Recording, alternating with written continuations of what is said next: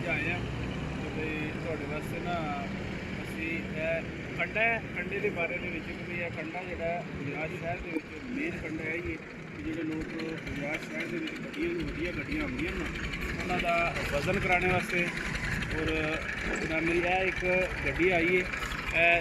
मेरी दसो जी इन्होंने वजन करना ठीक है पूरी लगी है ना मेरी जिन्ना भी यदा वजन होया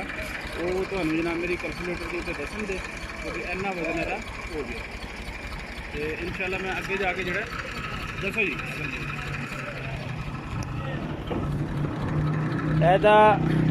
ਟੰਨਾਂ ਦੇ ਹਿਸਾਬ ਨਾਲ ਤੁਹਾਡੇ ਕੋਲ ਜਿੰਨਾ ਵੀ ਵਜ਼ਨ ਹੋਵੇ ਤਾਂ ਵੱਡੀ ਤੋਂ ਵੱਡੀ ਗੱਡੀ ਵੀ ਹੋਵੇ ਦੀ ਉਹ ਇਹਦੇ ਉੱਤੇ ਤੁਸੀਂ ਜਿਸ ਵਕਤ ਦੱਸਣੀ ਹੈ ਤੇ ਇਹਨੇ 2 ਕਿਲੋ ਦਾ ਫਰਕ ਪਾਉਂਦਾ ਪਿਆ ਕਿ ਵੀ ਉਹ ਕਹਿੰਦੇ ਨੇ ਕਿ ਵੀ ਇਹ ਜਿੰਨਾ ਵੀ ਹੋਵੇ ਅਗਰ ਤੁਹਾਡਾ 2 ਟਨ ਹੈ 10 ਟਨ ਹੈ 20 ਟਨ ਹੈ ਤੇ 2 ਕਿਲੋ ਦਾ ਵਜ਼ਨ ਪਾ ਕੇ ਇਹ ਲਾਲੇ ਹੋਰੀ ਆਏ ਨੇ ਅਸੀਂ ਜਨਾਬ ਮੇਰੇ ਇਹਨਾਂ ਨੂੰ ਕਹਿੰਦੇ ਹਾਂ ਕਿ ਵੀ ਉੱਤੇ ਇਹਦੇ ਗੱਡੀ ਰੱਖੋ ਤਾਂ ਕਿ ਪਤਾ ਲੱਗੇ ਕਿ ਵੀ ਕਿੰਨਾ ਵਜ਼ਨ ਹੈ। लो जनाब है ना असी जनाब मेरी ट्रैक्टर आ गया और असी ਇਹਦਾ वजन कर लिया कि भाई कितना वजन होता है ये ਤੁਹਾਨੂੰ ਦੱਸਨੇ ठीक है जी। तूड़ी वाला ट्रैक्टर आया है और यह जनाब मेरी बिल्कुल स्ट्रेट इन्होंने सीधा करना है जिस वक्त ट्रैक्टर और ट्राली और तूड़ी टोटल जितना भी वजन है वो सारा तो जनाब मेरी 1 किलो भी होया तो ये सारा शो करेगा ठीक है जी। पीछे करो जी चलो जी तो जनाब है वज़न हो गया अगे जाके तो असी वज़न दसने कि भी कितना वज़न इन्हों का हो गया। लो जनाब है साढ़े ट्रैक्टर का जनाब मेरी वज़न आया है तुम देख सकते हो 5525 ठीक है जी टोटल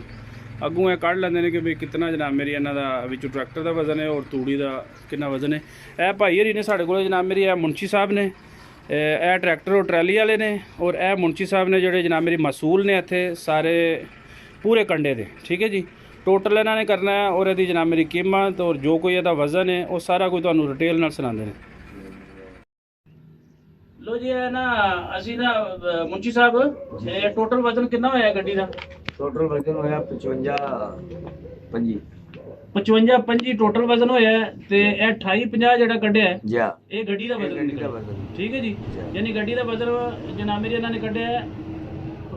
2850 जा ते टोटल तूड़ी दा वजन कितना निकला है 2675 भाजी जेड़ा ना वो तूड़ी दा वजन है ये हुण भाई होरी कित्थे भी जाके जनाब मेरी इन्होंने देनी है वो 2600 ते 75 के हिसाब नाल पैसे लेने ठीक है जी 66 मन वजन पड़ा टोटल तूड़ी दा वजन 66 है 66 मन 35 किलो 66 मन अच्छा मणा विच यानी जे मना 66 मन 35 किलो वजन है तूड़ी दा ठीक है जी। ते ए पर्ची इन्हां दी समझ लो सब तो मोहतबर है कि भी ए पर्ची जाके इन्हां ने जेड़े मालक नूं या जिथे जाके दसदे ने किन्हां नूं देनी है जी लाला जी इन्हां ये लाला जी तक जाना डोगियां जाना डोगी किसी बंदे ने खरीदी जा है तूड़ी ते उथे यानी एदे पैसे ले जान जे के पैसे ले ए पैसे जनाब मेरी तूड़ी दे किन्ने तू माने ये रेट ਨੂੰ ਆਪਣਾ ਮੁੱਕੇ ਹੈ ਨਾ ਉਹਨੇ ਬਿਹਤਰ ਰੱਬ ਬਿਹਤਰ ਜਾਂਦਾ ਉਹਨੇ 1000 ਤੋਂ ਵੇਚੀ ਹੈ 1200 ਤੋਂ ਵੇਚੀ ਹੈ 1200 ਤੋਂ ਮਣ ਜਾ ਤੇ ਚਲੋ ਜੇ 1200 ਤੋਂ ਵੀ ਹੋਵੇ ਜਾ ਤੇ 1200 ਜ਼ਰਬੇ ਤੇ 1200 ਤੋਂ ਹੋਵੇ ਤੇ ਬਣਦੀ ਹੈ अगर ट्रालियां ਜਿਹੜੇ ਨੇ ਉਹ ਉਹਨਾਂ ਦਾ ਰੇਟ ਹੁੰਦਾ ਜ਼ਿਆਦਾ ਨਹੀਂ ਅਸੀਂ ਟਰਾਲੀ ਦਾ ਕਰਨੇ ਆ ਟਰਾਲੀ ਜਿਹੜੀ ਉਹ 1000 ਤੋਂ ਜ਼ਿਆਦਾ ਜਾਂਦੀ ਜਾਂ 11500 ਠੀਕ ਹੈ 11500 ਦੀ ਐਵੇਂ ਕੋਲ 2600 ਤੇ